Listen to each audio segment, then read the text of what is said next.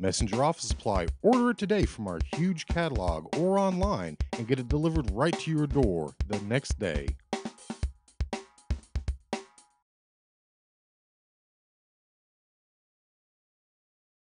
Strategy we got is just playing more physical and being more aggressive than what we were.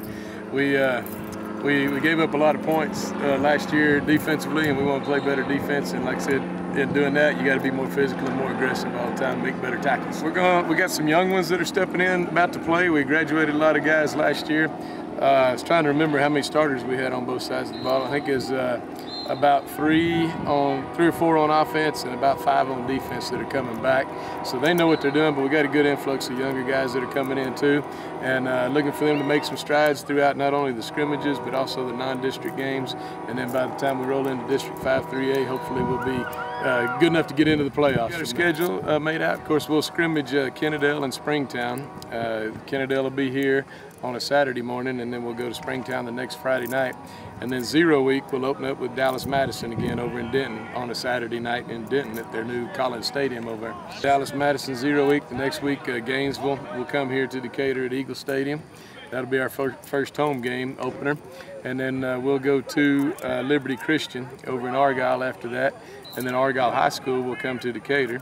And then we'll go, our last non-district game will be at Prosper over at their field, and we'll have an open week there before we start district, and then we'll open up with Iowa Park here at Eagle Stadium again. We'll go to Wichita Falls Hershey on a Thursday night for our second district ball game. The third one will be Burke Burnett, and that'll be a neat home game. This is actually our 50th year of Decatur football at Eagle Stadium, and they opened it up in 1959 against Burke Burnett. So we're going to try to bring back as many of those guys we can find from the 59 team and honor them at halftime and talk about 50 years of football here at Decatur and at Eagle Stadium in Decatur. And then our last two district games will be Vernon and Bridgeport. So we'll finish up with those two, and hopefully have won enough ball games to get us into the playoffs and fight for a state championship at that point. About the Battle of Big Sandy, it's always a big game.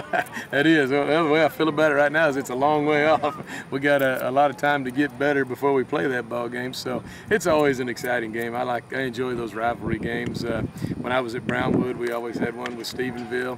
When I coached at Sherman, or excuse me, I coached in Denison, but Sherman and Denison had a big battle of the axe, is what they called it, and it was a big rivalry game. And I remember even being in middle school out in Texarkana, and Texas High and Arkansas High had a huge rivalry. So those are always neat games to be in, and it's good rivalry with us in Bridgeport. All the kids know each other, and all our coaches know each other, and we get along great. But when you get out here on the lines, you want to win. You want to play your best ball game that night and find a way to win. So it's a neat game to be a part of. You know, it looks like it's going to be pretty hot next week. On starting out Monday, it'll probably be around 100 degrees to start 2 days. So we're actually going to start early in the mornings, and we'll be through by around noon or so. And 1 or 2 nights a week, we'll probably come up here about 8 o'clock, about this time of night, and it starts getting shade and a little cooler.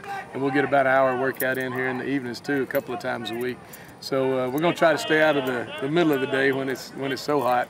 And some of the guys, you know, are coming in, they probably won't be used to the heat if they've laid up in air conditioning all summer. So. And then after that, you never know what you're going to get in Texas throughout a football season. It may be wet, it may be cold, it may be hot. You never know. You got to be ready to play in any kind of weather.